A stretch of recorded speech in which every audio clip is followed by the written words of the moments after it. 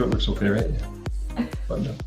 All right, hello, and welcome to another episode of the What's Up Wenatchee podcast. Hopefully, I don't have to hold this the entire time. I can actually put it down. But my name is Nikki Darling, and we are broadcasting live. We are on the live stream today. We took last week off because this time last week I was actually in the hospital for my surgery. So I will give you an update on how I'm doing, how the surgery went, talk you through it a little bit later on in the show, because it was, I was at UW in Seattle and had a pretty great experience. So I know that's kind of a little rare to hear these days. So I'll share a bit about my experience and how I'm doing.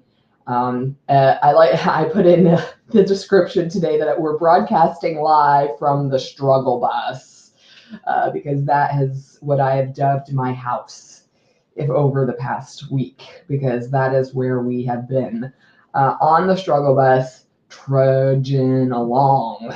But that's what we're doing. We're trudging along, and that's kind of how you have to do it when you have a house and a family, and the sun is shining, and the grass is just ready, and the lawn is like screaming to be tended to, and you have a 2-year-old who's also screaming to be tended to. Let's be honest, and life just kind of moves on, and have had some other unfortunate events happen with my close family over the past week as well.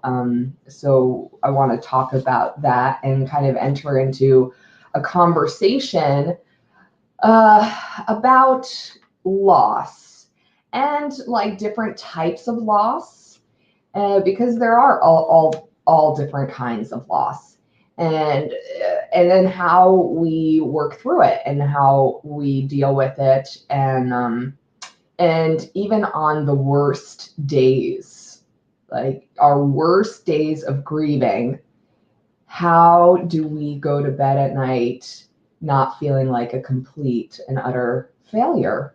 Because that's really difficult. So that's going to kind of round out the show later on today.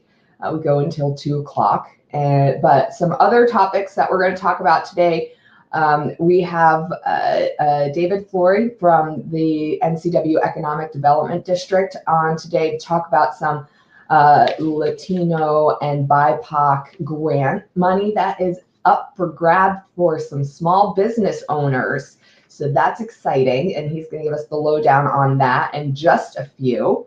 We're really excited that the Wenatchee Wild hockey team has made it to the second round of the playoffs, and they are going up against a very competitive first-seeded Penticton Bees. So we'll take a look at what that matchup is going to look like, and their first game is tonight at home at the Town Toyota Center. We also are going to talk about, the Confluence Parkway. This story is a couple of weeks old because we started to talk about it 2 weeks ago when we were broadcasting from All Good Things, and we didn't quite get to finish that conversation, and then we were off last week. So we've had some people say, hey, bring back that conversation. We're not done talking about it. So we'll go back and talk about the Confluence Parkway getting its budget over the next 4 or 5 years, $85 million. Whew, that is a lot of millions, lots of millions of dollars. I'm going to give you a sneak peek of my exclusive interview with Mary Big Bull Lewis, who is the owner and operator of Wenatchee Wild. And we talked about how our community could really be doing a better job at repairing our connection with the indigenous people of the land, and whether or not she's going to run for mayor. So you were going to want to stick around and listen to that little sneak peek. And the big topic that I want to talk about today is are stupid criminals. Or maybe I should call them, just to be PC, I should call them unintelligent, alleged lawbreakers. Because you never know out there. And these alleged lawbreakers who are using social media and the internet to further their criminal activity and spur on bad behavior. Right here in Wenatchee, there was the 22-year-old, I call him a kid because he's 22. He was a 22-year-old kid who was using social media to basically promote his illegal drug selling business to high school kids in Wenatchee and Leavenworth, right? And then there's the guy from ENIAT who has a YouTube page, and he's purposefully, I would say, this is my opinion, purposefully like on the edge of harassment, filming the Wenatchee police force and their employees to try and entrap them. I don't know. He thinks that he's claiming brutality. And he's claiming that he's well within his First Amendment rights, which I agree with. But once you break the law, then you're going to get arrested, and he's in jail.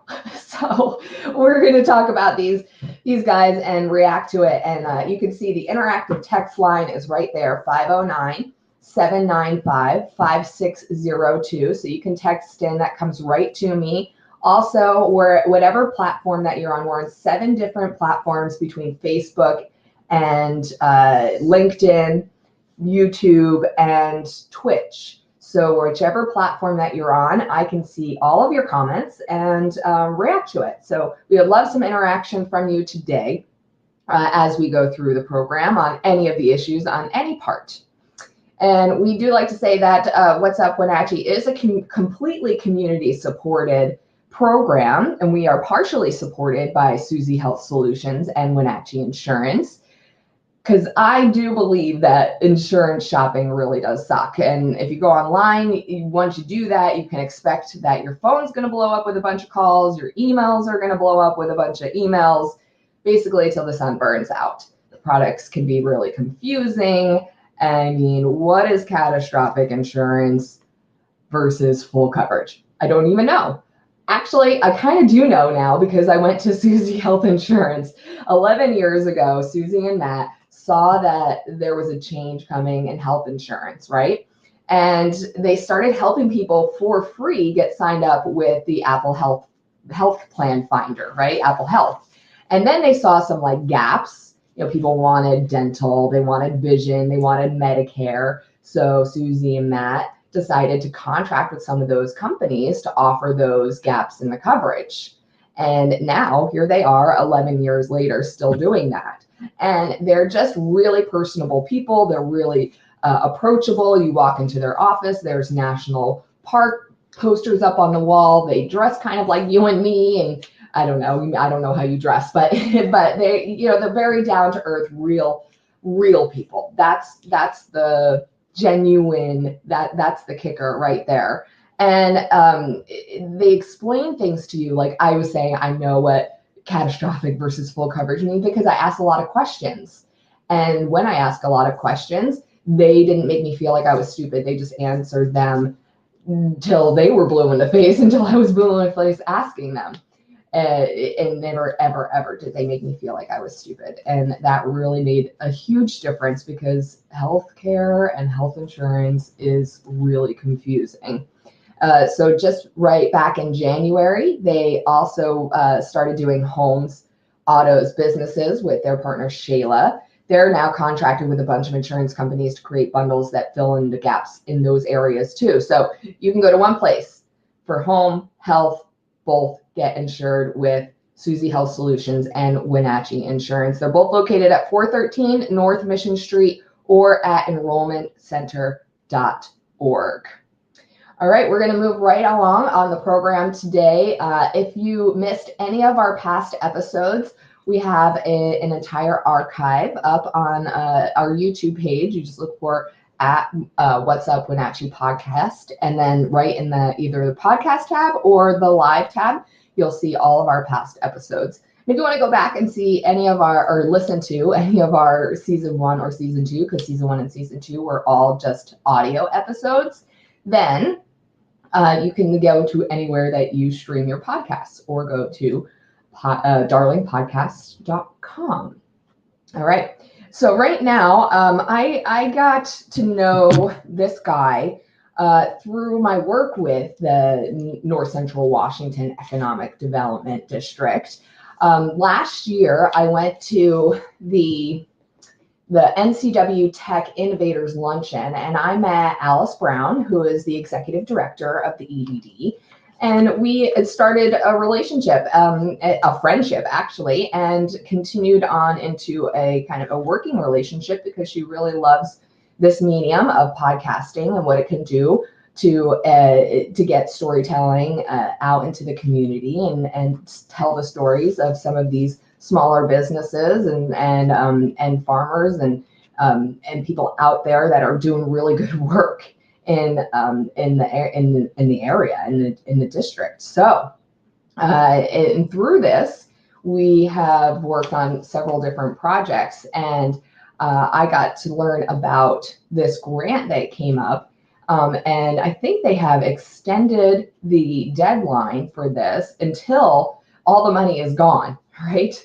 So if you fall into eligibility for this, and we're going to talk to David Flory right now from the EDD, and we'll find out if you are a small business owner that does fall into eligibility for this. I would recommend getting on top of it right now, because as soon as those 80 spots are filled, the money is gone. So that's why I was like, you need to get on here today and do this now. We got to talk about this, because we want all of our, Latino and BIPOC business owners to apply for this. So let me get David on and talk about this. Hi, David. How are you doing today? I'm terrific. How are you doing? Oh, we're good. Thank you for coming on over to the Struggle Bus. Hey, I like the name. Yeah, thank you.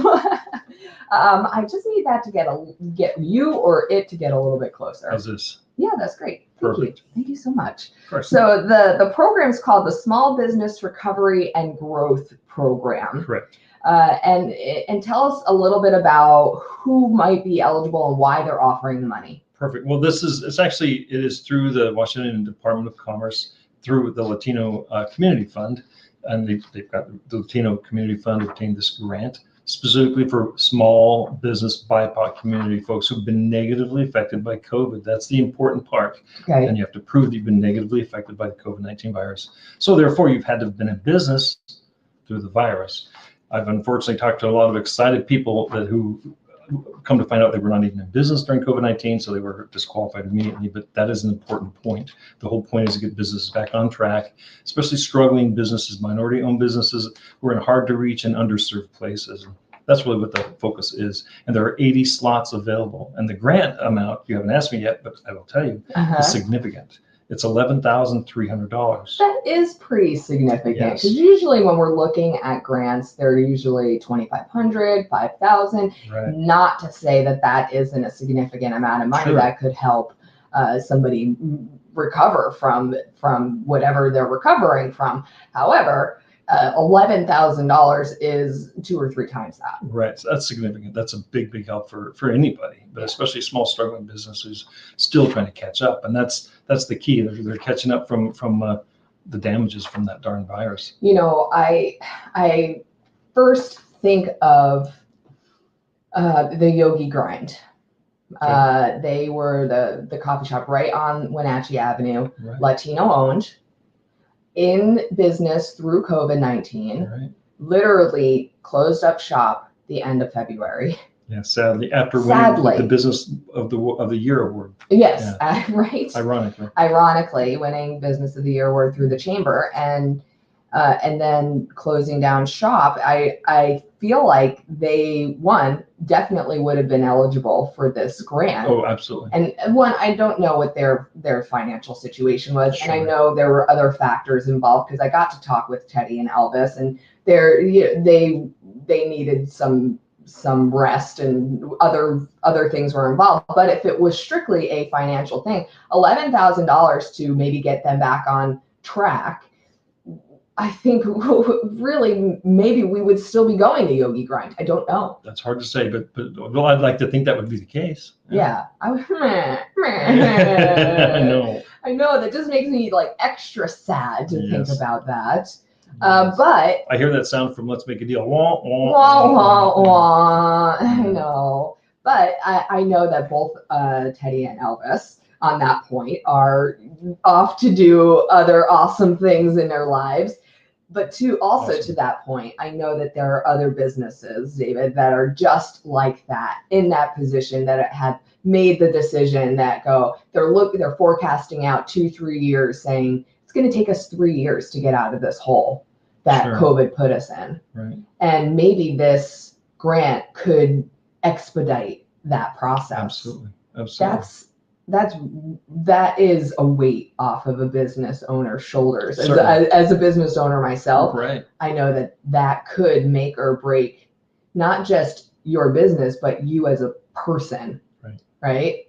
So so this is an important message to get out there. If you are a Latino or BIPOC business owner, then you should definitely see if you are eligible. So when we say affected by COVID-19, do you know what they're looking for in this application process? That's a great question. The application is 3 pages long. It's not a whole bunch of little typing. It's 3 pages of pretty big type, so it's probably maybe a page and a half of what would we consider a smaller type. But they definitely have requirements, and you have to prove a negative effect in your financial And they don't reports. do they say that it has to be a negative financial effect? Yes. Yeah. Okay. Yes. That's the whole point, is to recover financially from the hits brought on by the pandemic. Yeah. Yeah. So and having said that, it's still, because I know, I'm sorry. That's okay. Just to interrupt you. No, that's fine. Because I know some people had to cut back on labor, right? So and I don't know how that plays into it. So if they weren't hit negatively financially because they had to lay off labor, but their financials don't show a hit because they had to lay off labor, then could they possibly prove, hey, I had to cut 4 full-time employees just to make it by? Well, that would certainly, you would. I mean, again, this is speaking as not being a member of the grant writers and whatnot, but I believe that shouldn't be terribly hard to show that there was a crunch financially. Therefore, the antecedent was the virus, and then we had the consequence of we had to lay off employees. Well, why would you lay off employees? Because there was a financial crunch. So it should be fairly self-aware. And the language in the application, as far as proving financial, they use the words self-attest in the application. Self-attest. Okay. Which is wide open to a degree, and that's the part that's a little nebulous. But there's a number that goes directly to the folks who are in charge of this that I'll give out and the website that we can hopefully get out to folks, where they can get these kind of questions answered, because there is a fair amount of questions that I receive that I have to refer back. The most important thing being, however, that you still have to show, however you do it, that you've been negatively affected financially as a small BIPOC business, and that you live in a place that's hard to get to for the average bear. It's a little isolated and underserved. And our area in NCW is that those adjectives describe a lot of that area. So there's a lot of people who should qualify. Do you actually know how many of the grants have been given out of the 80 so far? This is not necessarily up to date, because I just heard this last night, but they're the first batch of 10 assessments have been done. And that's what we should talk about too, is the process. The businesses, as they get selected, they get notified, obviously, and then they start receiving training and professional support. Wow. And mentorship. So it isn't just, here's a check for $11,000. Good luck. It's actually, as per most government monies, because this originates with the Washington State Department of Commerce, it comes through with some provisos, and some of those provisos are that you accept some supervision of sorts, I guess, really mentorship, professional services. People think, yes, supervision. They're like, Well, as far as I the don't want funds go, that. yeah. As far as just, it's taxpayer funds, Yeah. so they're trying to be accountable for what's going on with the funds, and I totally understand that. After that, then there's an assessment that's done after they've gone through the process and they've got some mentorship. Then the business gets an assessment, and then honestly, I couldn't tell you if that assessment, what the next steps are, other than the mentorship continues, and a lot of the professional services that have been offered continue as well. The whole point being that the money is well spent in that it's supporting that business and they're able to overcome the obstacle and move on and prosper. That's the obvious hope. Yeah. So what I heard last night was the first 10 of those assessments have been done. That leaves 70 left, but how far we are in the process with how many other people, I honestly don't know. Yeah. Now, originally, I think you mentioned earlier, there was an expiration date on this of April 7th. Right. So if any of your viewers or listeners see any of the literature going around that has an expiration date on it, it is no longer valid. That was overly enthusiastic, I think, when they first set that up. It wasn't arbitrary, but the things had changed. So it's no longer the case. There is not an expiration date as such, other than, as you mentioned, when the funds are gone, they're gone. When those 80 businesses slots have been filled, that's the end. Yeah, and don't let that deter you right now. Exactly. So, I mean, that's why, like I said, I wanted to get you on as soon as possible so we can get this out to as many interested and eligible people as possible. And we can't tell you if you're eligible or not. We can just give you the information and tell you to go and look at the information, see about your eligibility, and apply. Right? Because there's still slots open. They're going up until 80. And like you said, if there's only 10 that have made it to that assessment level, that's still 70 slots left. And I'm sure people are beginning to apply. So give us the information. If they're at that point, they want to get more information on the program. It is the Small Business Recovery and Growth Program. So recover and grow if you are a small Latino or BIPOC business in this area. So where do they go? Well, first they can go to the Latino Community Fund's phone number, which is area code 206-581-4207. Again, it's 206-581-4207. And they also have a website that is very long in the address. It is. So I would encourage folks to look up the Latino Community Fund, because that is the name of the fund. That is the first part of the web address. And from there, it's easy to navigate to where this grant is. And lastly, I can give my phone number with the EDD. This is not an EDD project, but we've been partnered with the Latino Community Fund. So I'm still a resource to contact as well if necessary through the EDD. And my number is area code 509-899-9321. Again, 509-899-9321. I don't think my dog liked you, David. I know, and that's odd. Dogs like me. I mean, look at me. I look like a dog face. So dogs seem to like that. Yeah. Here he comes. It's all right. We are broadcasting the What's Up Wenatchee podcast today from the Struggle Bus, which is what I have deemed my house right now. I'm sitting with David Flory from the Economic Development District. We just got talking about the Small Business Recovery and Growth Program. It is a grant that is up for grabs for eligible Latino and BIPOC small business owners. So again, look up the Latino Community Fund, latinocommunityfund.org.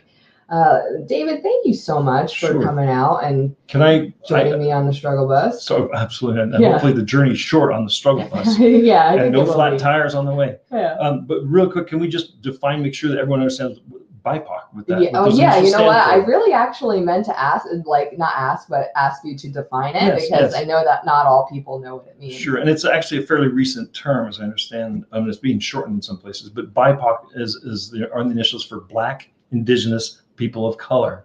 So Oriental, Hispanic, Black, Indigenous folks, small businesses that are in areas hard to reach and underserved, those are the target. Again, trying to be a bit more inclusive and all-encompassing.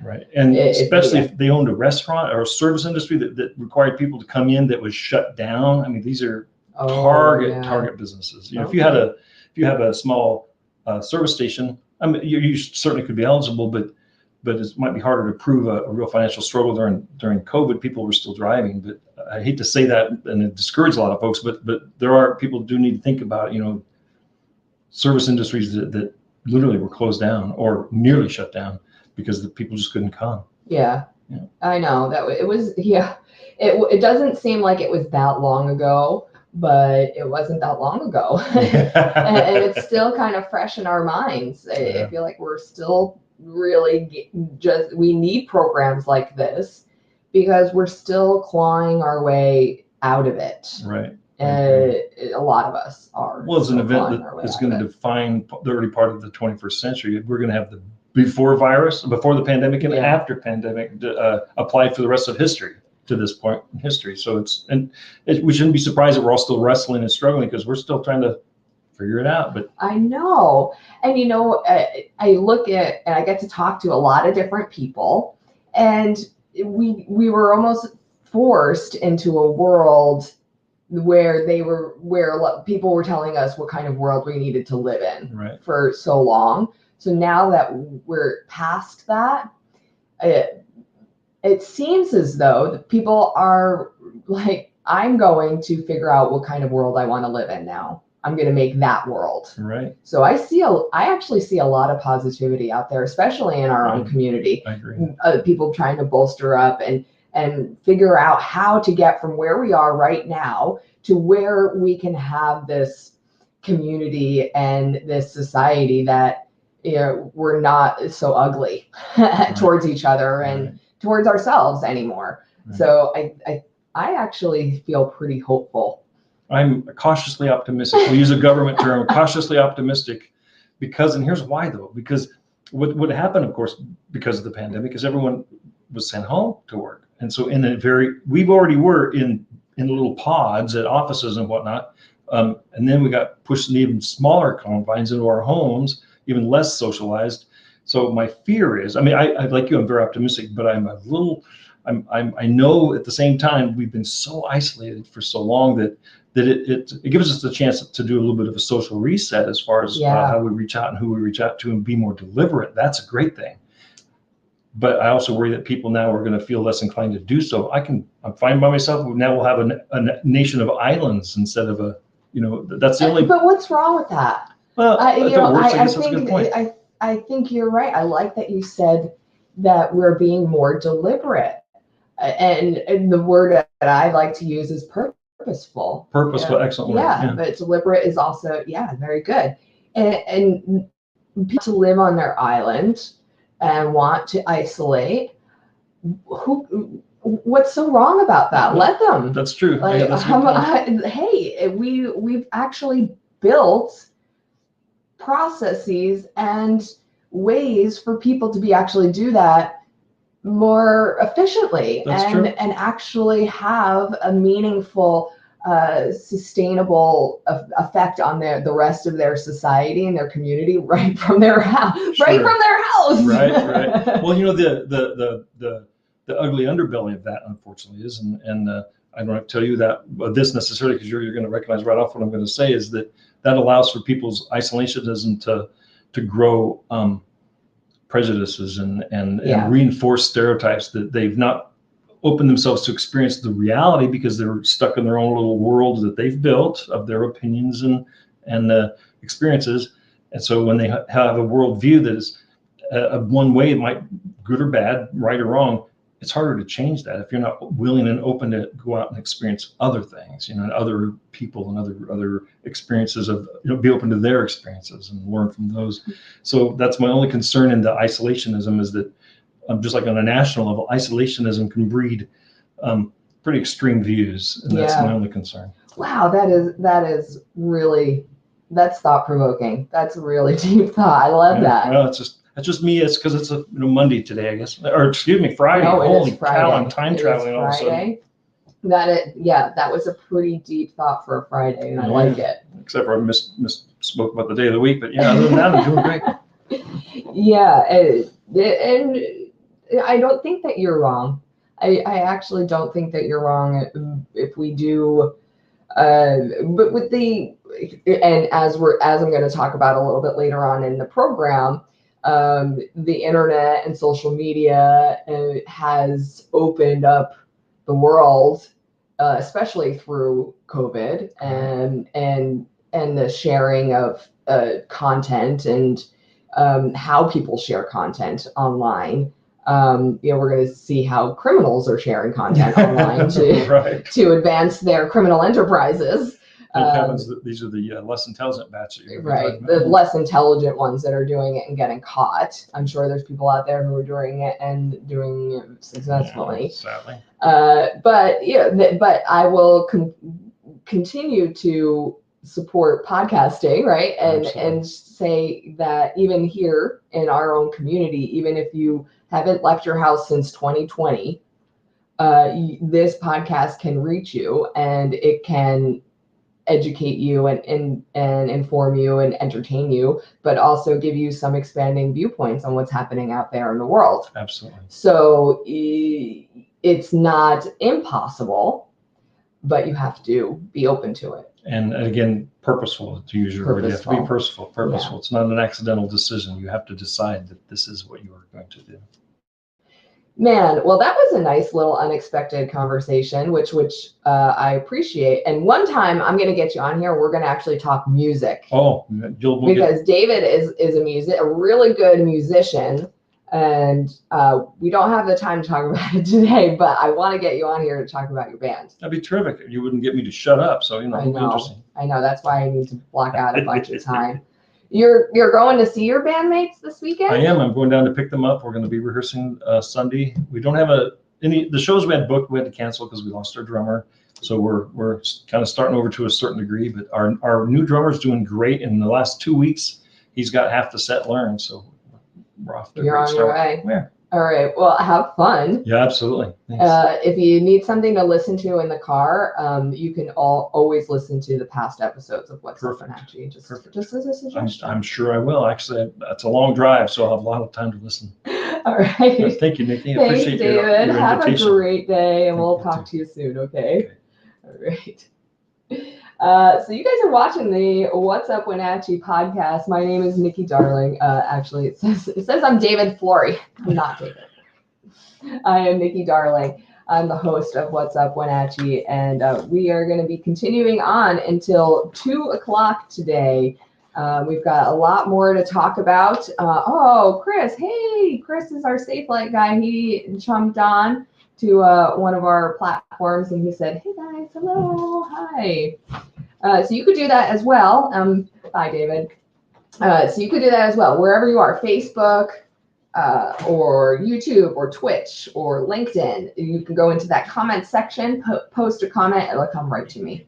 Or you can go on to I'll put the number up for the interactive text line.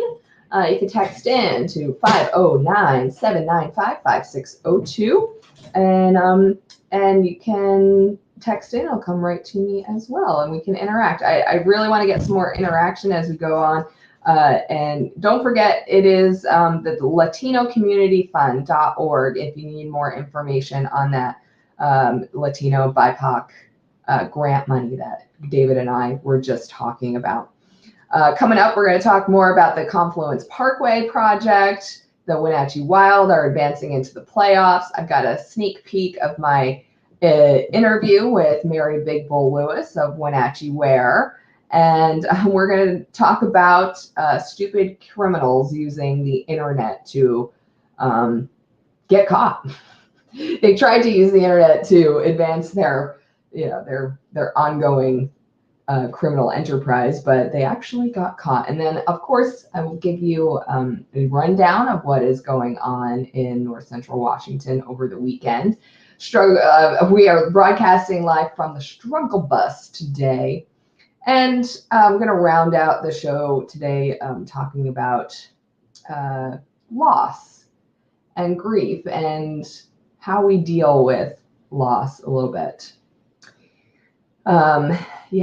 Because I've had a bunch of different things, a bunch of different losses in my life and had to process them, some differently and some a lot in the same way. So I first off, I wanted to give people an update on how I'm doing. I know I said I'm on the struggle bus, and I am a little bit.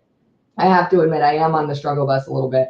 I've been working from home all week, but still working. My surgery was last Thursday. So Wednesday after work, we ate dinner and packed up the car, and our 2-year-old, he's not quite 2, he's 22 months. He turned 22 months yesterday. Oh, before I get into this, here's a little treat. Since I didn't get to see you for Easter, do you want to see my little Easter bunny? Oh my goodness. There he is. That's my Trenton as a little Easter bunny. Is that not the cutest little kid you've ever seen? And this is his, I don't know, his drawing, his peep from daycare. Okay. So we put, he's 22 months old. We put him into the car, and we had to go over to the west side. So we drove over Wednesday night. I drove. Yeah, I like driving, but and we stayed overnight in a hotel, and then we had to be at UW Medicine early Thursday morning. And I think it was tougher on Ryan than it was on me, because he had to handle Trenton in a in a cooped up hotel room from all day Thursday and then pretty much all day Friday. So by Friday afternoon, when they were ready to discharge me, I think Ryan was just ready to, I don't know what to do with this kid. Because he's a rambunctious 2-year-old, and he had like a nosebleed all over the bed in the hotel room, and it was all over the sheets, and it was a mess. But for me, I went into surgery Thursday morning. If you aren't aware, I had 2 3-centimeter kidney stones in my right kidney that were completely impacting my kidney. They were blocking my bladder and basically shutting down my kidney function, making me pretty sick. And so they were so big that they couldn't go in like through the laparoscopically. They had to go in through my back, and which they did. And the surgery went really well. The surgery itself was a little over 3 hours. They did imaging the next morning and found that they had removed all of the 2-centimeter kidney stones, plus some ancillary stones that were smaller.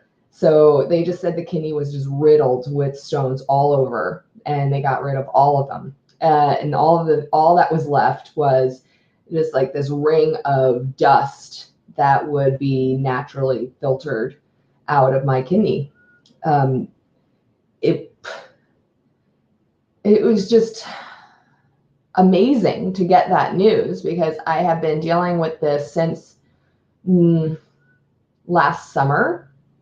Yeah, I started not feeling well in July and started getting tests in September. And then I had been living with a stint since December and in pain since November, December, and not feeling well and nauseous and getting sick. And so to hear that they didn't have to go back in and try another surgery, and it was basically going to start healing at that point. But that unfortunately wasn't going to recover the lost kidney function. So I'll always have to deal with that a little bit. So then here I am about a week out. They wanted me to be on bed rest for a week. I have been at work at home rest, which is pretty standard if you know me. And even yesterday, I didn't work from home. I was working out in the field. and I do have some pain and still some swelling. So they're worried that maybe I have overdone it and maybe have an infection and I have to go get some tests done. But I think it's fine. I think it's fine. And I'm really grateful that things are on the up and up. And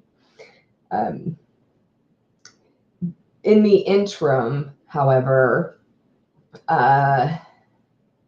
we were getting ready to go to the hospital when we were ready to drive over last Wednesday and into Thursday.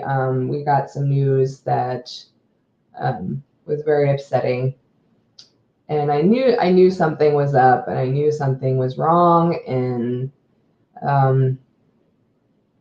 we lost my mom last October, so it's only been a little less than 6 months. So right, a little over 5 months. And I mean, listen to this. I have a cousin who is 2 months and 11 days older than I am. And we've grown up side by side, best friends. I mean, she lives in New Jersey now, but we did almost everything together growing up. And she has a daughter who is not even 3 months older than Trenton. So she's two months, 11 days older than me. And Andrina, her daughter, is like 3 months older than my son. So we have lived kind of parallel lives in a lot of ways. And when my mom passed, she really felt that pain because because we spent so much time together, and my mom was just like another mom to her, and she went through it with me in the trenches of that grief. And so right at the end of March, so a couple weeks ago, we lost her mom, which was my mom's sister, very unexpectedly, and without any reason and without any cause. And and my sister actually said it the best. She said it just feels like too much too soon, to have my mom and then her sister, and their mom is still alive. Like my grandmother is still alive. So she just lost both of her kids in less than 6 months. And I feel, and I couldn't go to New Jersey to be with them to grieve and to support and to hug, because I had this surgery coming up, and I've been waiting 4 or 5 months for this surgery, and I've been living in pain. And so I've been trying to stay in touch with my cousin as much as possible. And I actually invited her to come out here for the summer. It just takes some time. And since her and I are going through such a similar process right now, and this is a wonderful thing. She says she trusts me to talk to me, and she doesn't understand how I've gotten such like calm and such strength. And I'm like, girl,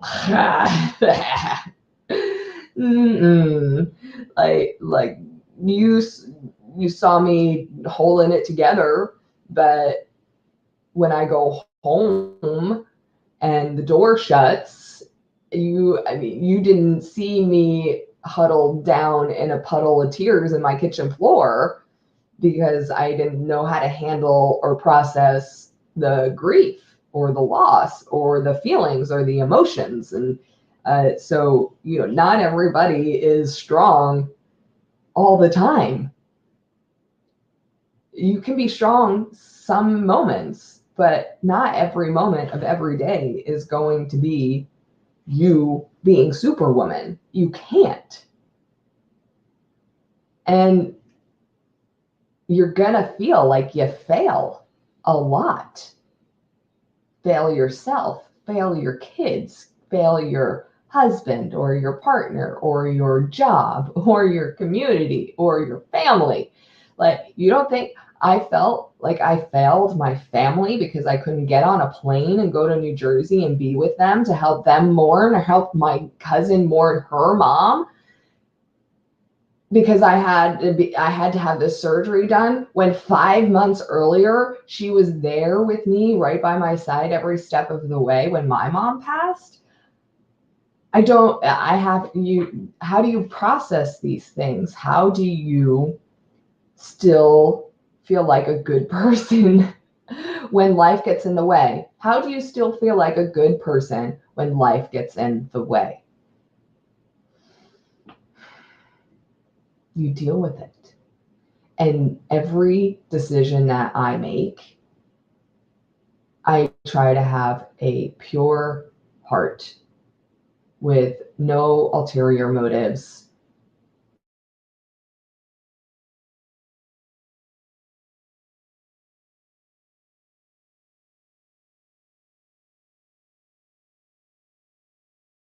That I know come from, my gut, which is where I listen to, the whatever higher being, higher power is out there in the universe. If I can keep listening to that intuition and know that I'm doing things from the right place, then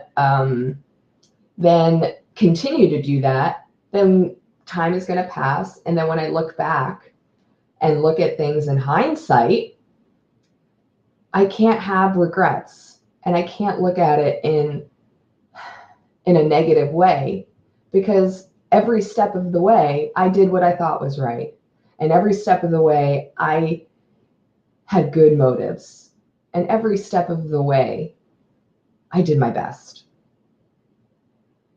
So how in the end could I still say, I feel like I failed? I can't. That's just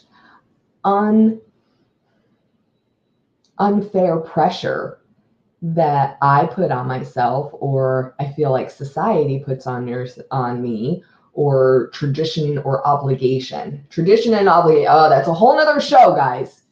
Tradition and obligation. And I'm going to write it down. Do a show on tradition and obligation and why people are so into it. So the end all be all is maybe there's a reason why it's taking a little bit longer for me to heal physically, because mentally I'm just like circling the drain. No, I'm really not circling the drain. I'm doing pretty well, but I'm having to process things mentally at the same time, deal with a lot of things. So my body physically is not, it's not healing as fast as I want it to, guys. Okay. It's just not. But hey, look, I've got some color and I'm upright and we're doing the show, and I actually feel pretty good. So I really appreciate everybody's messages and texts and emails with their good mojo vibes, because that really does, it really does mean a lot. All right, coming up on the show, we're going to get into talking about some stupid criminals here in Wenatchee, in the Wenatchee area. I got to stop calling them stupid criminals, or do I? I don't. No, I can call them whatever I want. I call them stupid criminals because they are marketing and promoting their criminal activity on social media. That might actually be a smart idea. I don't know. But they thought it was smart. But it was even smarter of the drug task force who nabbed them, and now they're in jail. So I want to talk to you guys about Supercast. Supercast is our private What's Up Wenatchee community that we have, and we would love for you to join our community. This is a fully community supported podcast, and it does take a lot of work to put this podcast together. We get guests on. We are going to have an exclusive interview with the future mayor of Wenatchee. I am saying it right now. So we'll tell you about that coming up in early May. So we get some high caliber interviews here. We tell you what's going on in the community and all the good things that are happening in the region. So if you would like to be a part of our community, we do give out exclusive content to our subscribers. And there is the address right there, WUW for What's Up Wenatchee.supercast.com. There's different subscription levels, and we actually give more than we get. We give you membership exclusive content and interviews, ticket giveaways, and merch, and we've got a lot of things planned. And as soon as you sign up, any level will get a bottle of our professional grade Safe Light glass cleaner out to you as a thank you for signing up as a subscriber. And up there right now, I just posted it, I think last week, right before I went into surgery, was an interview, a very exclusive interview that I did with Mary Big Bull Lewis. She is the owner and operator of Wenatchee Wear and our digital designs.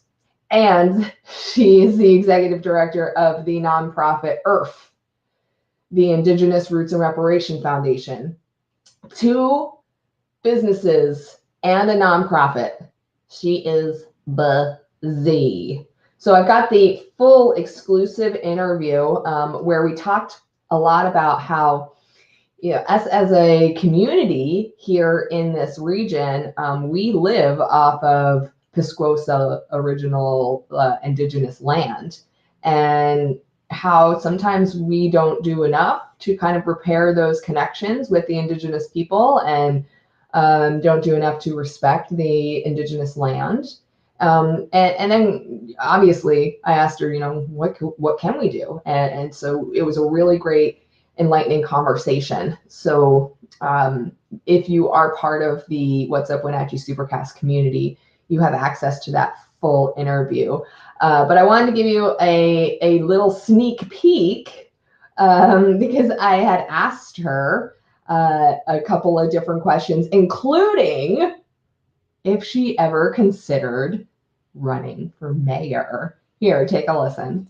Now, how do you feel about kind of being this spokesperson now? You are the voice that is out there giving this steam and influence. Do you feel comfortable being that in that role? I do. Ask me 5 or 7 years ago, I would have said no way.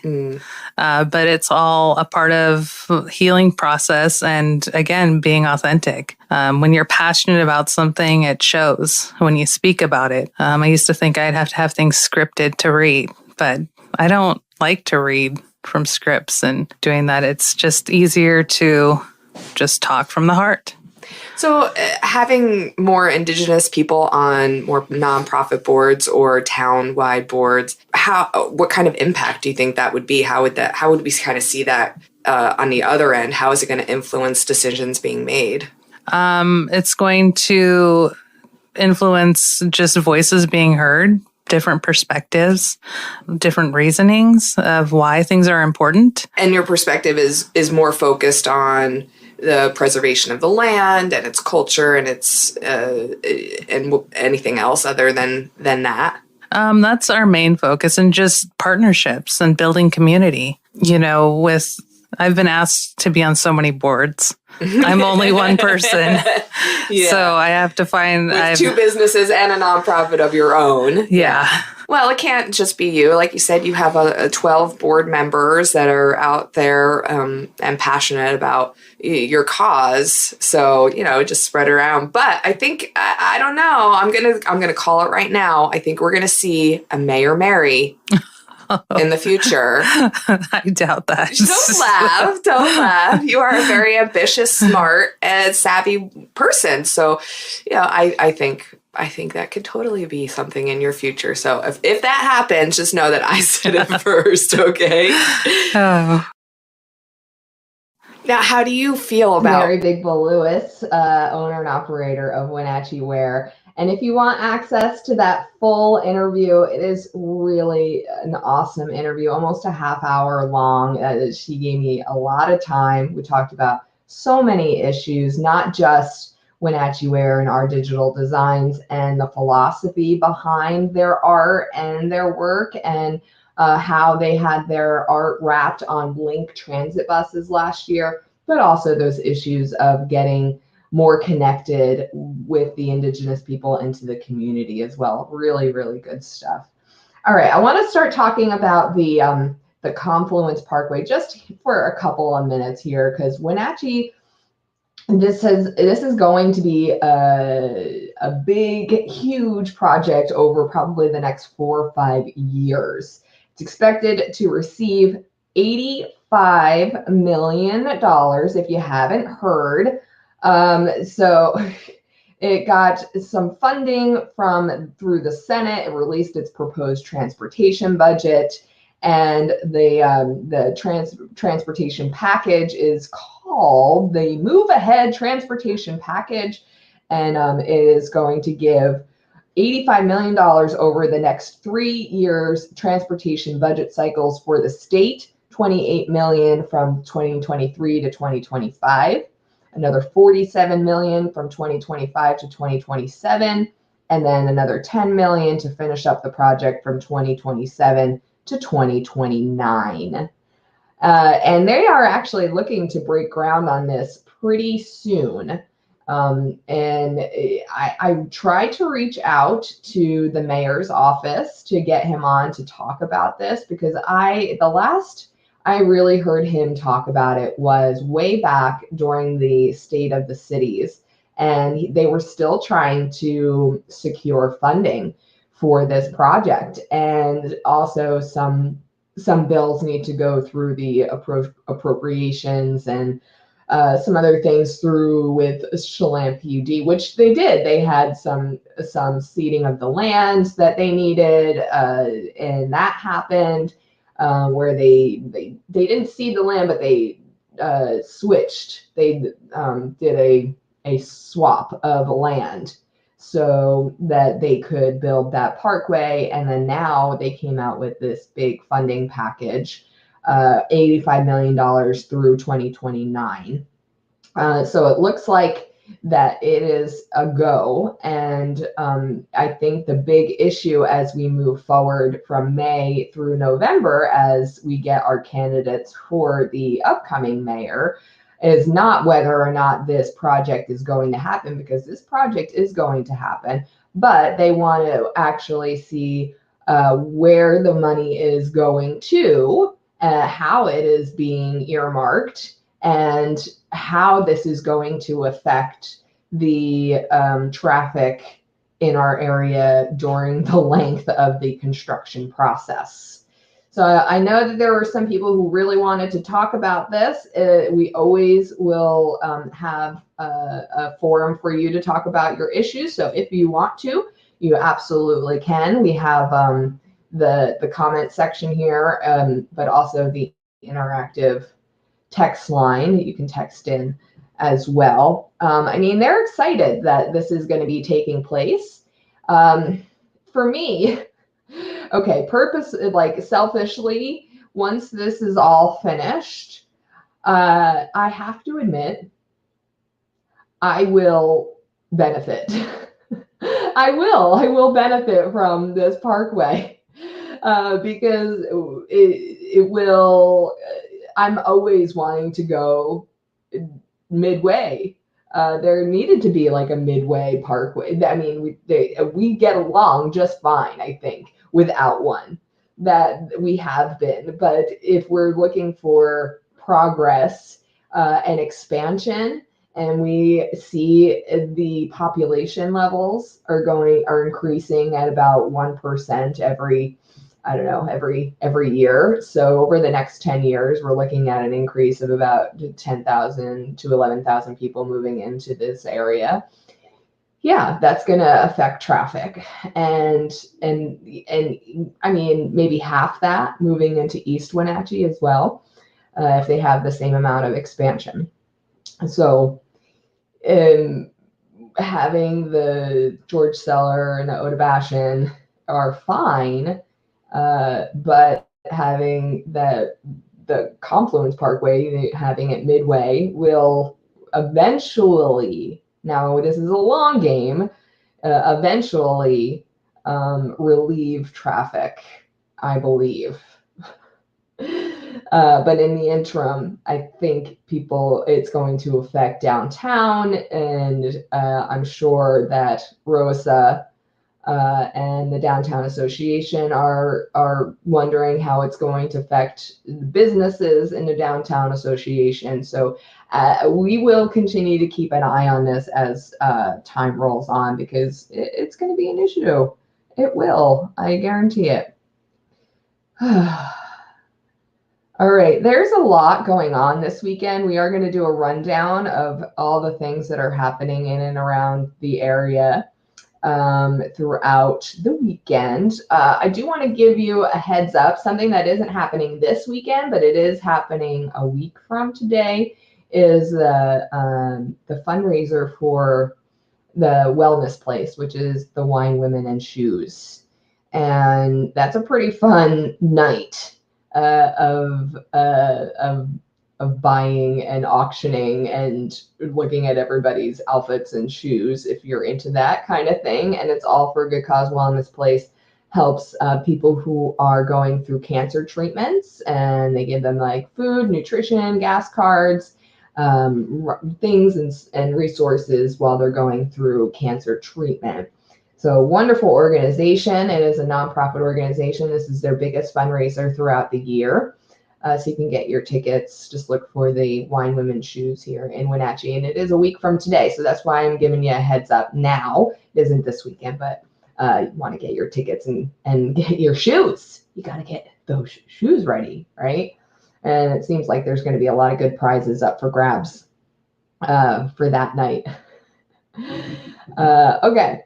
So we are a little bit past 1 o'clock. Just to recap, we did talk with David Flory of the NCW Economic Development District. He was here talking about the grant that is available for all the Latino and BIPOC small business owners within the region that have been affected by COVID-19. So if that is you, then go to the latinocommunityfund.org and you can get more information.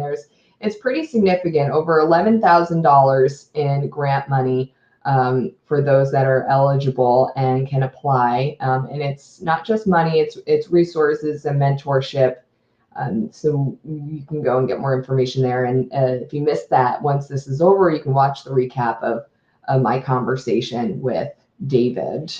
We're broadcasting today from the Struggle Bars, which I'm calling my house, because I'm still not feeling 100% today. A week ago, I had surgery on my kidney, pretty extensive surgery on my kidney, and I'm still not, I'm not healed as fast as I wanted to. So I decided to do the show from my house today, not be out in the public.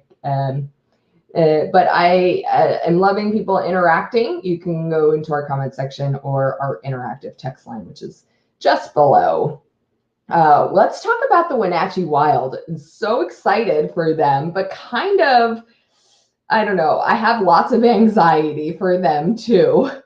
They got into the playoffs by the skin of their teeth. They made it into the playoffs, and they went up against the Cranbrook Bucks. Try and say that 5 times fast. And they have whittled down these 16 teams into 8 for the next round. And now they're the 7 seed, and they're going to match up with the number 1 top seeded Penticton V's. They eliminated the Cranbrook Bucks in the 4-2, and so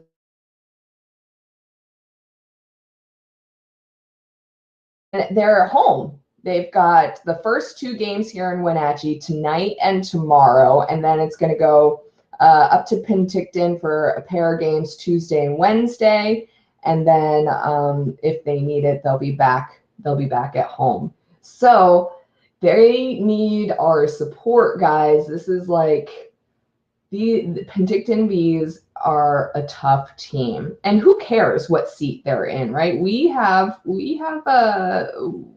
taken down Penticton. We know how to do it. I think these boys are ready. These guys are ready. So that game is tonight, 7:00. In their tickets, WenatcheeWildHockey.com. Wouldn't it be cool to unseat the number 1 seeded team and make it to the finals? That would be cool. Let's rally for the Wenatchee Wild tonight.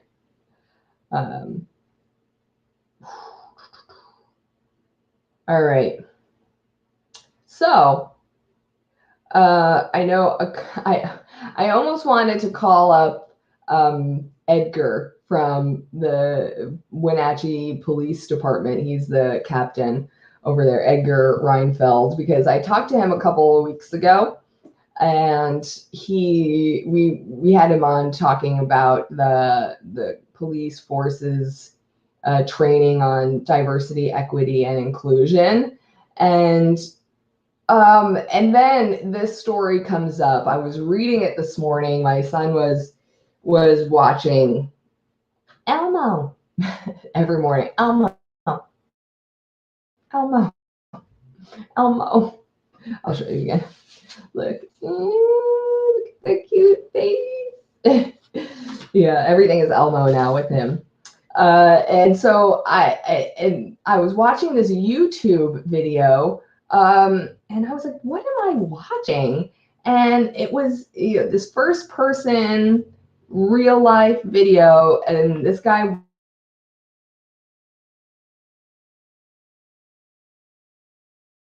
decided that he was just going to keep filming. And I'm reading the story.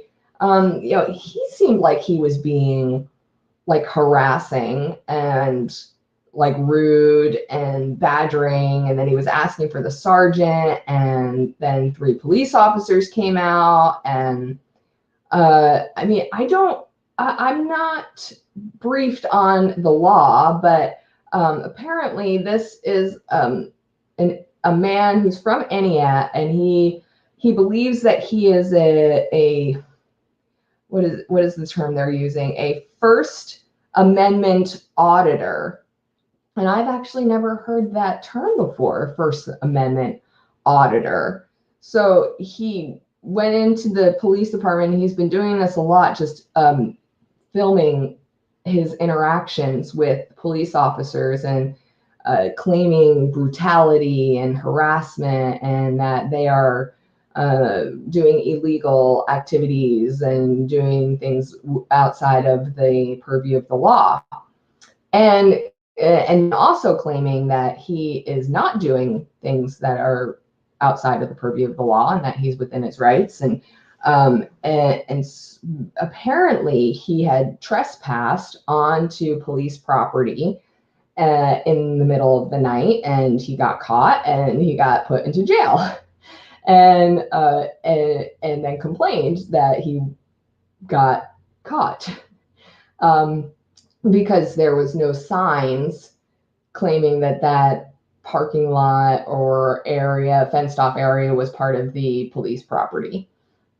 I can't talk to that because I don't know, and that's all going to get worked out in the courts. Yeah, that's not really why I wanted to talk about this, but why I wanted to talk about this was that in this video, one of the police officers does like a little floss dance.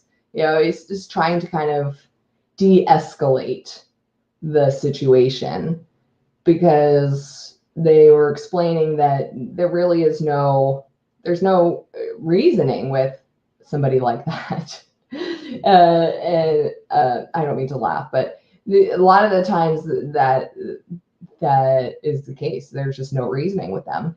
And he is kind of pushing his legal limits, filming them as much as he is, and posting it up on his YouTube page. And I'm not even going to tell you what his name is or what his YouTube page is, because I don't want to give any fuel to this guy's fire and his YouTube page at all. But I think what he's really trying to do is instigate. He's trying to instigate the police department and get them to lose their temper or lose their footing or be human, right? Because people forget that police officers are human beings, and they, as much training as they have and as much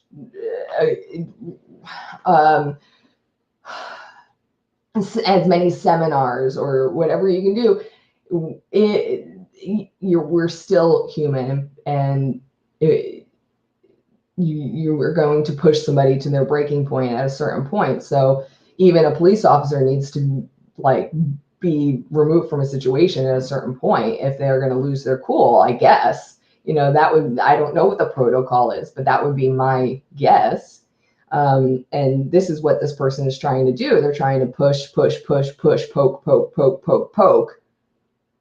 until the police do something that is hostile or brutal. And then all of a sudden now he has it on tape. I feel like that's entrapment. I don't know if that's legal. I feel like that has to be pushing the legal boundaries. And the most entertaining part of that entire video was the police officer dancing. That's why that YouTube video is getting views right now, is because there's a police officer in uniform doing the floss, which is hey, if that actually worked and it de-escalated the situation, which it didn't work. He was just saying, I'm going to have your badge, and that's so unprofessional. And you can't, I feel like there was no winning in that situation. You couldn't have done anything that was going to be a solution. He's not looking for a solution. If people who come to the table and look for a common solution, you can tell, because they're trying to find and meet you halfway. They're trying to find a way in to a solution, to a way out, to a common denominator, to a common ground. The people who just want to push their agenda, you can tell, because they won't try and meet you halfway. They won't try and find common ground. They will only insist upon pushing their agenda, their opinions, their fear upon you. It's all about projection. They just project all of that onto you. Let that sink in for a second. And humans are a very reactive being. We're not a proactive being. We're a very reactive being. So when we get pushed, or when we have something in our face, we're going to react to it. And I think that's what a lot of people bank on. Instigators, protagonists. There's always a protagonist in the story, but protagonists need an antagonist. Protagonists rely on a reaction. Imagine if you don't give them that reaction.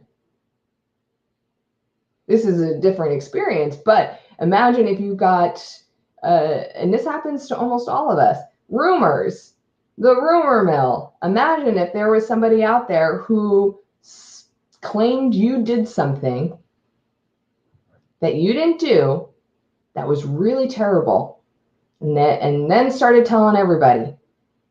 And in your heart, you did not do that. I tend to believe the more you deny that you ever did that, the more guilty you look. It doesn't matter if you did it or not. The more antagonistic you are, the more reactive you are, the more guilty you look. The more non-responsive. And it doesn't mean like, hey, I don't care what other people think of me, because that's a really tough place to be in. We all kind of care about what other people think of us. I care. I think about it all the time, especially when you're marketing and promoting. You're like, oh, what are people going to think about this? You're always trying to think about what other people are, how other people are going to perceive something. I think about it all the time. How are people enjoying this podcast? What do people think about this topic I talked about? Yes, we care about what other people think. We care about what other people say about us. It's a reflection of our character. It's a reflection of our integrity. But constantly having to defend our character and constantly defending our integrity is not necessary, nor will it help build your character or your integrity. Sometimes less words are more, and this is coming from somebody who talks for a living. I actually tell people that most of the time I listen for a living, so this podcast is actually really difficult because I am not doing a lot of interviews. So there's the background information on our stupid YouTuber who is trying to entrap the Wenatchee Police Department.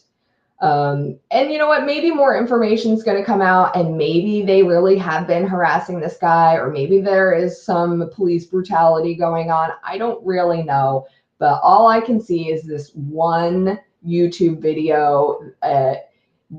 Obviously did not show any police brutality. It doesn't show any police harassment. It does show the sergeant sit down with him and try and have a conversation.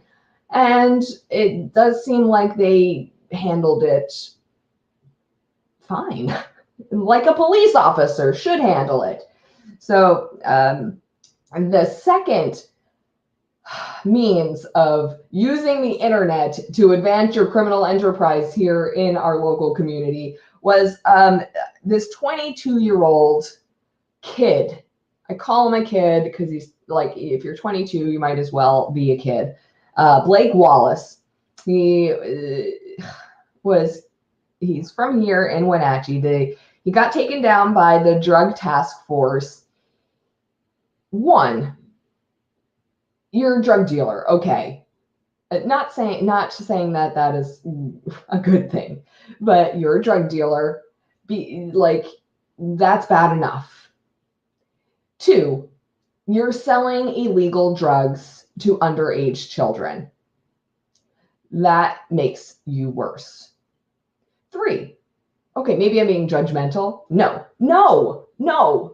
These people are bad people, okay? Three, he's selling illegal drugs to underage children at high schools, at Wenatchee High, at Leavenworth. That makes you even worse. That's 3 strikes. Usually 3 strikes, you're out, buddy. I've got one more for you, okay? This guy was promoting himself selling illegal drugs to underage kids at high schools on social media, on Facebook and on Instagram.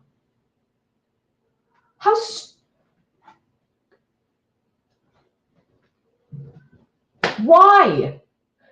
Did he not think that he was going to get caught?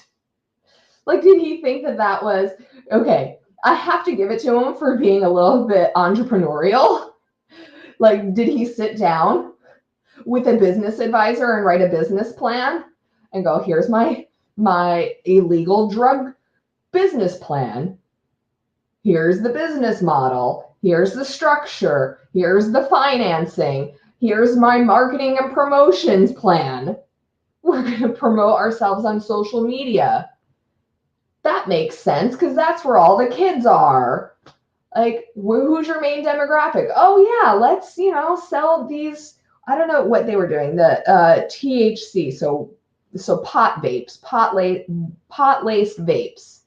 But he's also gotten caught in the past with selling fentanyl. And come on now, guys. Every week I'm hearing of another story of somebody or somebody's kid or somebody who got a fentanyl-laced something, Coke or whatever, and pills, and then died. Is nobody else outraged by this? Like, seriously, is nobody else outraged? Because I'm outraged. My kid is not even 2, but I also have an 18-year-old stepson who I am terrified for. Because he's about to graduate from Wenatchee High. And he tells us, yeah, people buy these, these cartridges, these carts, these vapes from these people. And I'm like, dude, don't you ever, because you never know, buy something off the but okay, no offense, but we were buying stuff off the street when I was his age, we were buying stuff off the street, but weed wasn't legal back then. And if you wanted to experiment, you needed to know a guy who knew a guy, or have a sister who had, or a brother who had a guy who bought it off the street. You bought it off the street. That's how you did it. But they weren't lacing your weed with, Sudafed or fentanyl or methadone or who knows what back then. I don't know why they're doing that anymore. I don't know why this is happening. Like, thank goodness.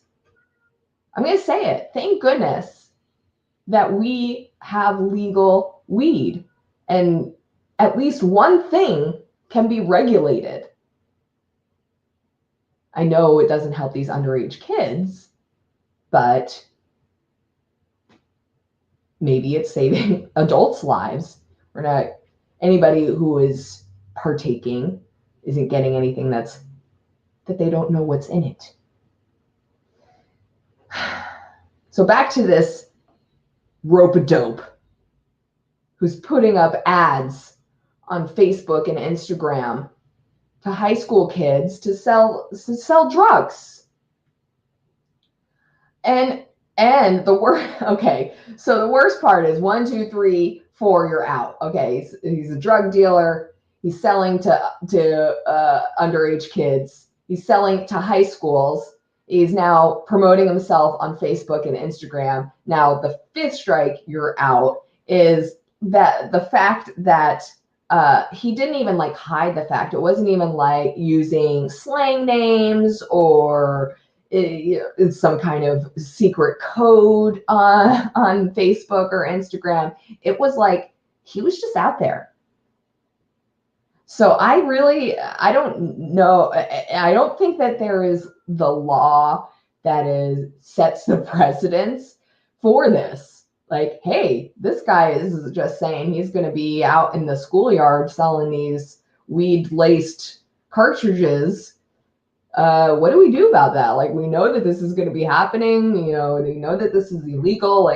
So I think that they are setting the precedence of the law in this case. So it's not just kind of like a plug and play, plug and go kind of deal.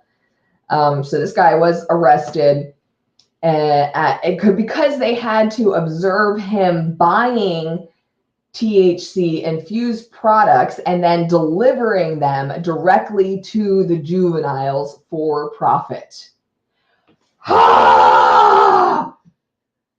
This infuriates me.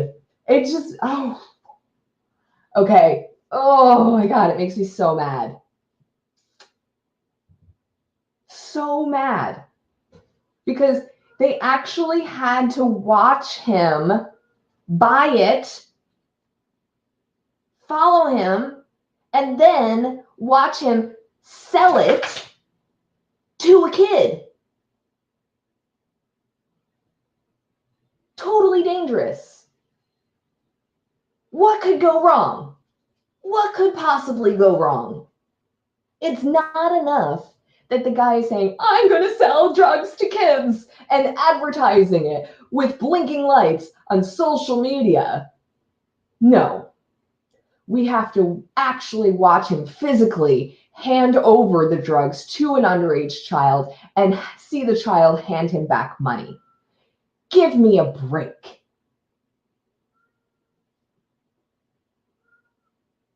And it's not that I am so like anti-drug. I am anti, the skulking and all of that. Like, know where your stuff is coming from. If you're going to do it, maybe it's just me because my kid's only 22 months old and I'll feel differently when he's 14 or 12. I don't know. I don't even know. I don't know. But all I know is I'm very protective of not just my child, my stepchild, and all the children that are out there. I'm very protective.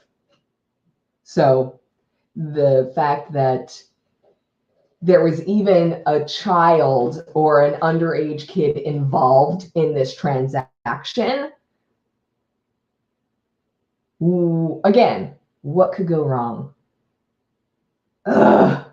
I like Chris. Chris says, that guy's not the sharpest crayon in the box. Yeah. I think that was a couple of mixed euphemisms there, Chris. I think it's not the sharpest pencil in the box and not the brightest crayon, or not the sharpest pencil in the whatever. Yeah, in the box, or not the brightest crayon in the box is what I heard, or not the sharpest tool in the shed. I've heard that. So we're mixing euphemisms here today. So what's going to happen to what's this guy's name? Wallace. He's going to jail. Yeah, of course. Oh. Columbia River Drug Task Force made it a priority to identify, disrupt, and arrest these dealers. Well, good. That led to a conversation last night between myself and Ryan. We started talking about Narcan because of this big fentanyl issue, right? Like there's nobody out there who is overdosing on THC or overdosing on pot and dying on the sidewalk, right? That's not really happening. But fentanyl for sure, and other drugs, heroin, meth, and other drugs that are prevalent in this area. And so I was like, I'm really thinking about going and getting one of the Narcan sprays and just having it on my person, because you never know if somebody around you, or we have our 18-year-old over, and it's not like people are partying, but his friends are here, and you never know. We don't always know his friends or what they're into, and we just trust that they're good kids. So but you never know. You could be out we could be at Pybus, we could be out on the downtown, we could be wherever, and somebody could have an issue and overdose. So and he was asking, well, where do you get Narcan from? I said, did you not know? We have a Narcan vending machine in this town. And he said, we do? It was put in, I think, last year, the year before. The years kind of just meld by for me. But it was down at the Alano Club when the Alano Club was down at South Wenatchee Avenue next to the garage door thrift store. But I think now that the Alano Club has moved, they're up on Mission. The vending machine is now at the Alano Club up there. And I haven't seen it, and I don't know the process, but I believe you could just go, and in most places you would have to pay for it, but because we got a grant, I'm pretty sure that you could just go and get one for free. And I don't know if you have to give an ID, or I'm not 100% sure of the process, but that was the conversation that him and I had. That was exactly the conversation. I really don't know. He says, well, I thought you would know, of all people. No, but I'm about to look into it because I think I would like to have some on me, just in case. And now that this has come up, and now that we've talked about it, now that I put it out into the universe, of course, something's going to come up, because that's how life works, isn't it? Yeah. So I'm going to try and check that out. And then he goes, well, what is Narcan? Oh, now I don't know. I wonder what Google would tell me. Okay, Google. What is Narcan? What is Narcan? Here are some details. Yeah, it can treat narcotic overdose in an emergency situation, but it doesn't really say how.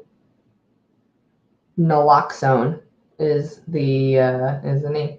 So I think it's a spray that you kind of like spray up somebody's nose, and it reverses the effects. Not 100% sure. And I want to be sure. It would be great. Whew. So stupid criminals. And I actually feel pretty grateful of the fact that criminals are unintelligent. Like, I'm sure they're like, we're talking about the group of criminals that are not in the upper echelon of brain activity.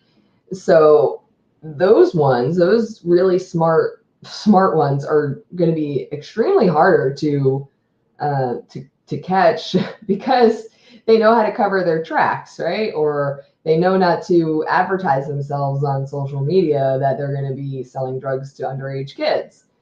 But I don't want stupid criminals to stop being stupid criminals, because then we're less likely to catch them. So if there are buddies out there of this guy that are thinking of picking up his drug enterprise, like, I say, hey, yeah, there. Oh, geez. But that has to be kind of discouraging for the drug task force, because now they're like, we did not think that they were going to go onto online, and we didn't think we were going to have to monitor social media for things like this. And yep, nope. Have a great one, Chris. He's heading out. Yeah, I know we normally go until 2 o'clock. I'm not sure we're going to go all the way until 2 o'clock today. We end a little bit early because I'm running out of steam very quickly. And you know what? That's okay. I feel like that's okay. But if you are out there and you're watching and you're liking what we're talking about today, you can always put some notes here in the comment and I'll see it. We are going to go over what is happening in the North Central Washington region this weekend. Why don't I do that now? I did tell you that next Friday is Wine, Women, and Shoes. So that is the benefit, the fundraiser to benefit Wellness Place, which is a super fun event.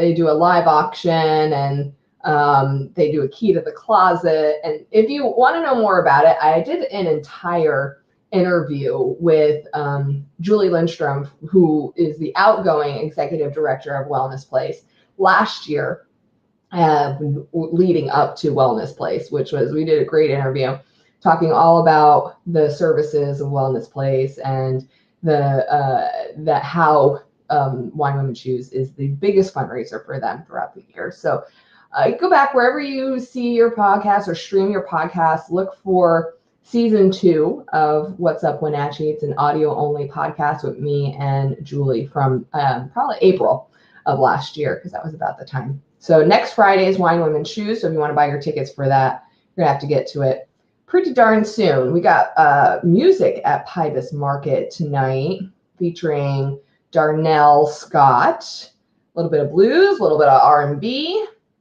That's from 6 to 8. Moses Lake High School is presenting Little Women this weekend. So if you want to do some high school theater, you can check out Moses Lake High School for Little Women. The big Wenatchee Marathon is happening tomorrow. Oh my gosh, that came up really quick. And they get an early start. It's like a 6:30 a.m., 6 o'clock a.m. start. I love that we know that spring is coming because Omi Gardens, their season is finally starting. It is opening day. You got the beautiful botanical gardens up on the hilltop opening tomorrow. The season runs from April 15th to October 15th. Go to omigardens.org. Also, season opener for the Wenatchee Valley Super Oval is tomorrow. So you got the first race is tomorrow night. You got 4:30, the gates open. Races start at 6. And over at the Numerica Performing Arts Center, you got the Black Box Comedy Series featuring Jay Larson. Tomorrow night, 7 o'clock, doors open, and showtime is at 7:30. Go to numericapac.org. And don't forget to support and listen to their podcast as well. They do Back of the Pack, and you can hear their latest interview with Kylie Boggs, who is the pyrotechnician. She's the technical supervisor for the pack, but she is also the pyrotechnician for the 4th of July. She heads up all the fireworks in the area. So that is a pretty cool interview, and that's at Back of the Pack over at numericapac.org. So if you are out there and you're still listening, I really appreciate it. Thank you so much for being with me today on the Struggle Bus. Today has been an interesting show. There's been no Grayson, and I only had one guest. I kind of kept it light today because I am riding on the Struggle Bus, broadcasting live from the Struggle Bus, a week out from my surgery, and healing a bit slower than I really anticipated. I don't know why I thought I was going to be like Wonder Woman or something, but I still feel pretty tired and pretty achy. But I wanted to get back in front of everybody and talk about some of these issues that I know that really are on people's minds, and really just keep doing what I'm doing, because I think if I get complacent, I might just stop altogether. No, I'm just kidding. But on top of that, if you were listening earlier, and I'll repeat it a little bit, on top of dealing with these health issues, my family, who mostly all live, like my biological family, my Italiano family, they all mostly live still on the East Coast in New Jersey. Uh-oh, I have to sneeze.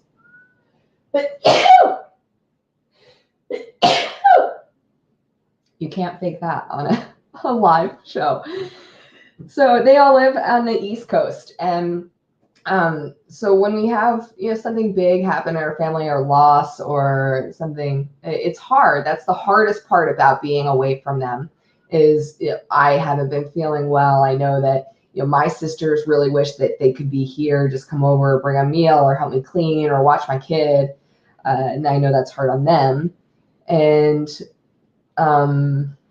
when we have loss in the family, it's hard on me because I wish I could just, run over to them or be with them when they feel lonely, or just give them a big hug every single second of the day. And so a couple of weekends ago, my aunt passed away, my mom's sister. My mom just passed away like 5 months ago. So, and I have a cousin, my aunt's daughter, who's only 2 months difference in age with me. And so we've lived this kind of parallel life a lot. And our kids we're only 2 months apart in age, and our kids are only 3 months apart in age.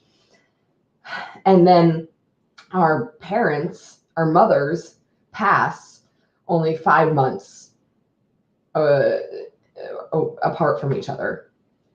So we have just gone through a lot of the same emotions. And then I realized that, like, it's not just her, it's a lot of people.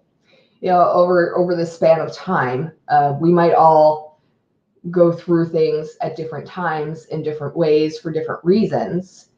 But I feel like we all deal with loss and grief in one way or another. And it might not just be a person, right? Because you might not have had a major person in your life die and feel that kind of absence and loss. But maybe you had a fire and lost your house, or lost your career or your job, right? Or a dog or a pet. People are attached to a lot. We're humans. We get attached to a lot of things in life, and that we feel make up our identity. I think that's the key. That was the key for me. That I have this unconscious list of things in my head, in my mind, in my brain, in my soul, in my cellular level, that I feel makes up who I am. And being a sister is one of them. Being an Italian is another one of them. You can't take that away from me. But my career, what I do when I was working in radio, like that was a big one for me. That was prior to being married. That was prior to being a mom. It was prior to being a homeowner. So that was my identity. That was how I really perceived myself in the world, was this, this broadcaster, this person who got to use that as a forum for communicating a message and connecting with people.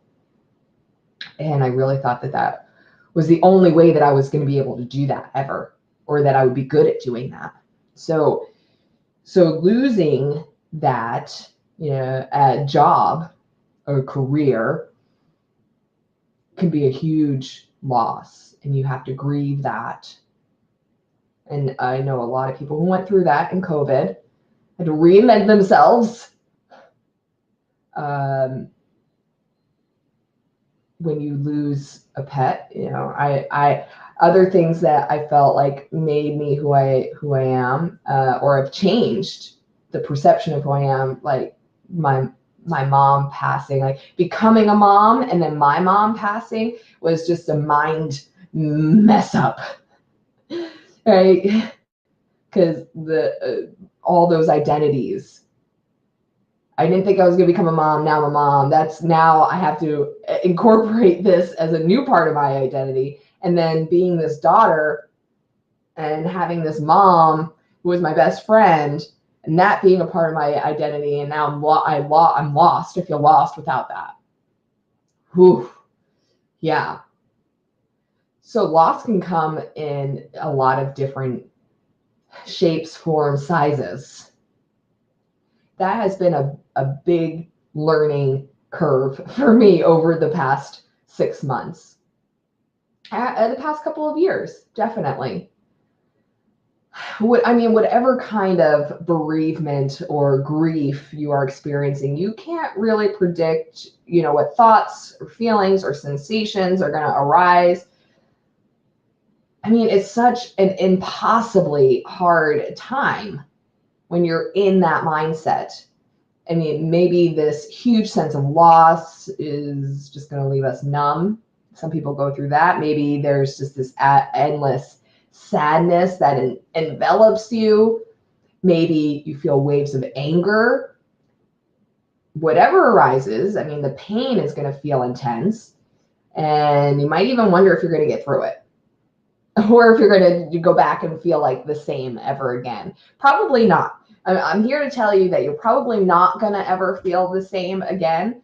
But that doesn't mean that you're not going to ever feel good again. You're probably just going to feel different. As we all grieve in different ways. For some people, it's quick. Some people, it's painfully slow. I'm recovering slowly in all areas of my life. You'll be happy to know I'm consistent across the board. I know this is not a humorous, but I deal with a lot of things with humor. So yeah, that if you know me, you know that is true. For me, I changed and I adapted to life without whatever that particular person or thing or job or whatever was. So I wasn't the same person that I was before. I'm not the same person I was when my mom was alive. I am a different person. And I can't tell you, I'm still going through it. I'm still dealing with it. It's an everyday struggle. Meditation and prayer and talking and therapy. There's no end all be all for it, right? But just know that nothing can hurry along the process. And whatever part of the process that you're in, it's not wrong, right? So be gentle and be patient with yourself if you're going through some kind of loss. And that you're not alone. That's the biggest message here is that, we should find that common ground. I keep talking about common ground. Don't think, oh, I haven't lost my mom, so I can't relate to her. No.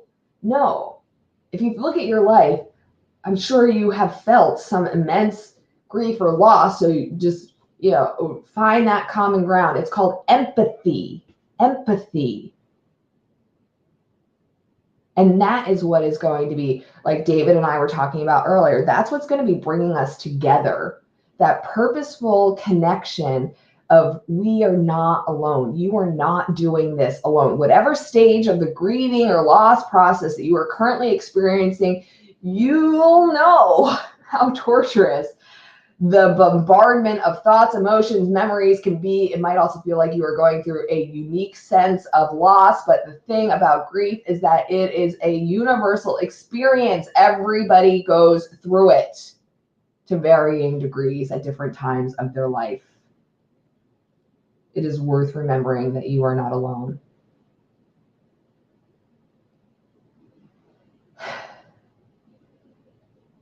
And if you feel like you are not living to your full potential because of your loss or your grief, that's okay.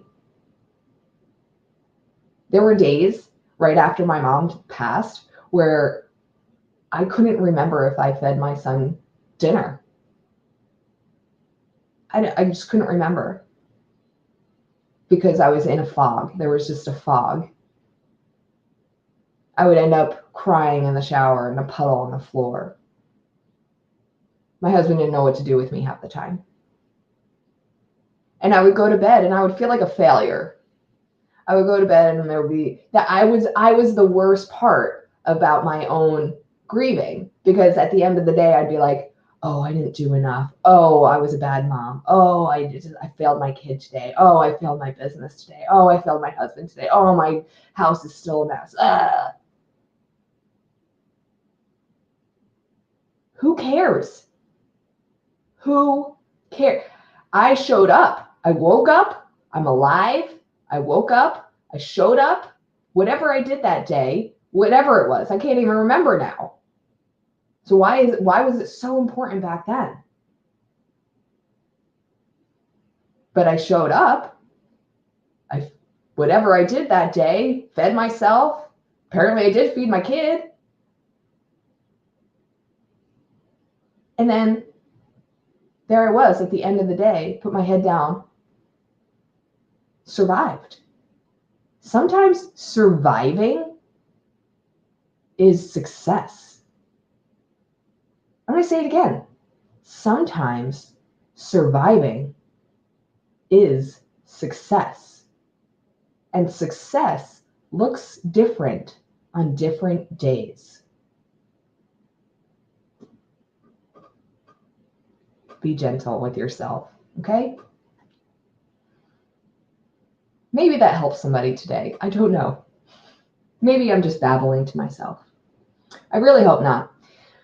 We covered a lot of ground on today's show. I really want to reiterate how much I appreciate anybody who's watching. If you would like to support this program, we are completely community supported, and you can join the community here at wuw.supercast.com.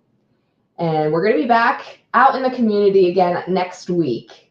So not on the struggle bus. I guarantee you, we're going to be off the struggle bus, back out in the community, talking to lots of people. We give the best of luck to the Wenatchee Wild tonight as they head into the second round of the playoffs against the Penticton Bees. We have all the faith in the world in you guys, so rock it out. Also, what else did we talk about today? The Confluence Parkway. We're going to keep our eye on that project and as we go forward. If you want to go here and you join the community, you're going to immediately get access to the exclusive interview that I did with Mary Big Bull Lewis from Wenatchee Wild about how we're doing with our connection to the indigenous land here in the Piscosa land.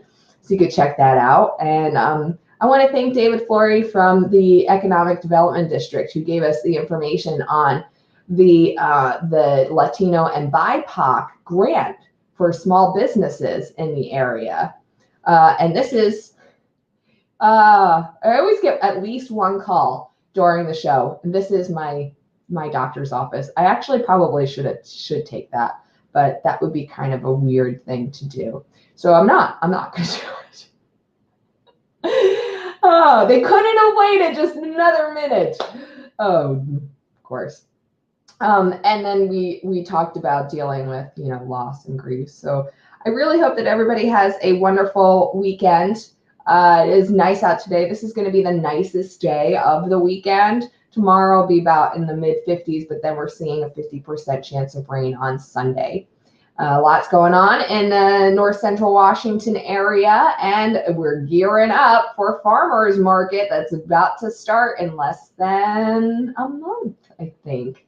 Pretty darn cool. So we will be back next week right here on the same place, same channel, 2 hours. We do a live show from noon until 2.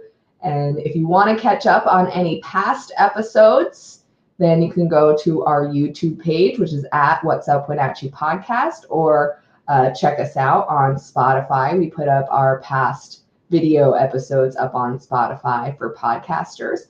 Or you can check out season 1 or season 2 of What's Up Wenatchee, which are audio only episodes on any of the podcast streamers that you use, like Google or Apple or Spotify. They're all on there.